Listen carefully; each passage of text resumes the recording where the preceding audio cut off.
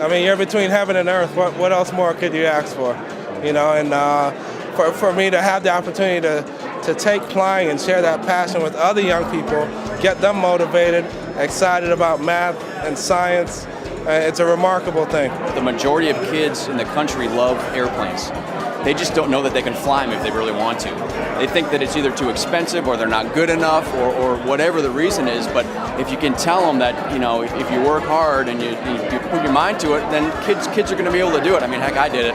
I'm living proof that anybody can do it. I remember that moment when after you rotate and get up in the air and you look to the right and nobody's there.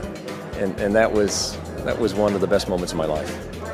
My daddy soloed me on my 14th birthday in June 1935 in Attleboro, Massachusetts, in a Waco GXE-10. It was an old biplane, had a 90 horsepower Curtiss-Wright OX5 engine in it. 90 horsepower, yeah. I remember as if it was yesterday. I thought I was going to say a little prayer to ask God to help me have a safe flight, and all of a sudden I was in the air, so I had to fly. And you had to land. I had to look. I said, how am I going to get this down? But it was exciting. The fact that you can challenge yourself every time you fly.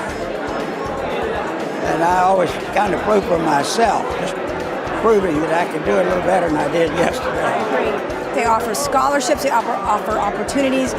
They have all these school accredited aviation courses now. It doesn't matter if you're a pilot, a dispatcher, a meteorologist, a mechanic. It's all there. We need kids because they are our future.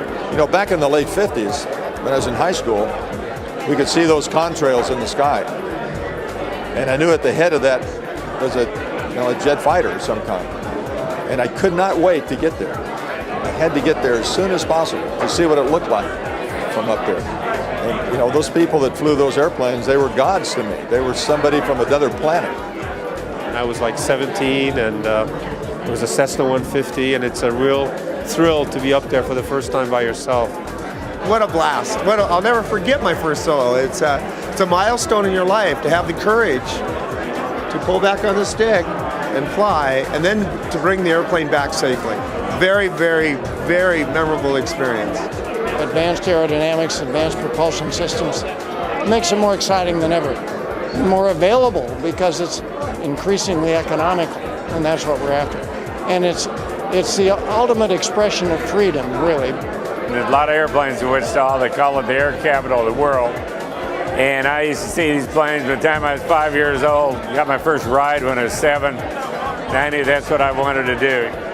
When I was a kid, my dad was an advertising agency producer, and one of his shows was Sky King. And I was very interested in Sky King, but not at that point in the airplane. But that came later.